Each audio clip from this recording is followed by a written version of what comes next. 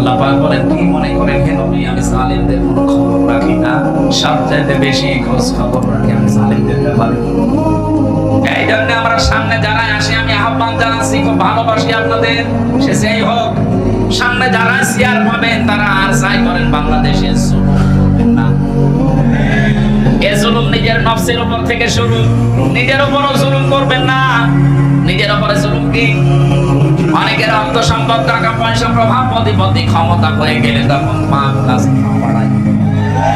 এটা সূরা হুদের 9 নম্বর আয়াতে আল্লাহ তো দিয়েছে, ওয়ালা ইন আতাকনাল ইনসানা মিনহা রাহমাতান সুম্মা নাযা'না আমিন ইন্নাহু লা ইয়াউসুন কাফুর।